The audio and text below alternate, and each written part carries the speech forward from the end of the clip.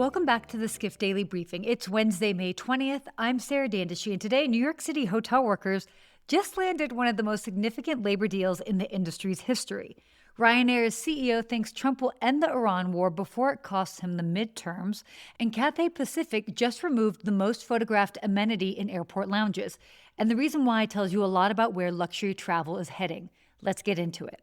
First up, New York City hotel owners and the Hotel and Gaming Trades Council just reached an 8-year deal that will lift housekeeper pay from just under $40 an hour today to more than $61 an hour by 2034. That's a 50% increase for 27,000 workers.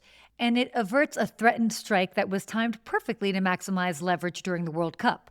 The union had set up a site called fifastrike.org and threatened a July 1st walkout, right in the middle of 8 World Cup matches at MetLife Stadium. Hotels couldn't afford that. The deal got done. But here's the bigger story. New York City hotel workers were already the highest paid in the country. The previous contract, already considered the best in the world for hotel workers, has now been eclipsed by something 2.5 times more generous in terms of average annual increases. Every hotel union negotiator in Chicago, LA, Las Vegas, and beyond is going to use this as the new benchmark. So how does this impact you? Well, New York City hotel rates, already the highest among major U.S. cities at around $333 a night, are likely headed higher. And labor cost pressure is about to intensify across the industry nationwide. Next up, Ryanair just reported record full-year profits, 208 million passengers, and a CEO who spent most of his earnings call talking about Donald Trump.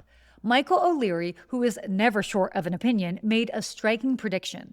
He believes Trump will find a resolution to the Iran war by the end of May because he simply can't afford elevated fuel prices heading into November's midterm elections. Quote, "I don't think the uncertainty in the Middle East can continue into June, July, August, or Trump will lose not just the House, but the Senate."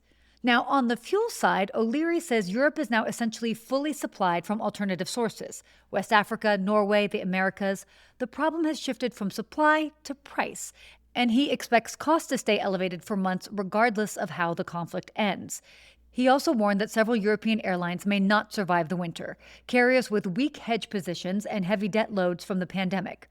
Ryanair, by contrast, will be effectively debt-free this week and has most of next year's fuel already hedged at favorable rates.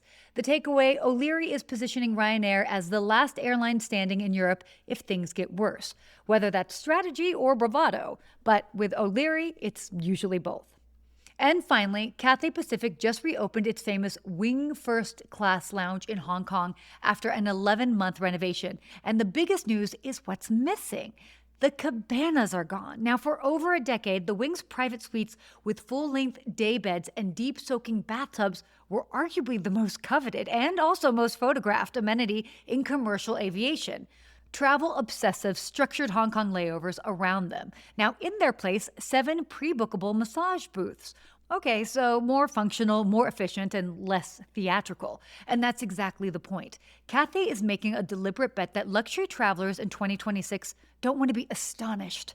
They want to arrive feeling better. Less Instagram moments, more wellness optimization. The dining still impresses with full a la carte service and a partnership with cult Hong Kong restaurant Mott 32, but the overall philosophy has shifted. So what does this ultimately mean? Well, when every premium lounge is competing to out-wow the last one, the wow just kind of stops working. The brands winning now are the ones delivering genuine utility, helping travelers perform better, recover faster, and arrive ready. Cathay just made that argument, just in design form. Well, that's it for your Skift Daily Briefing. For more industry news, head to skift.com. And as always, subscribe at skift.com/daily. Thanks so much for listening.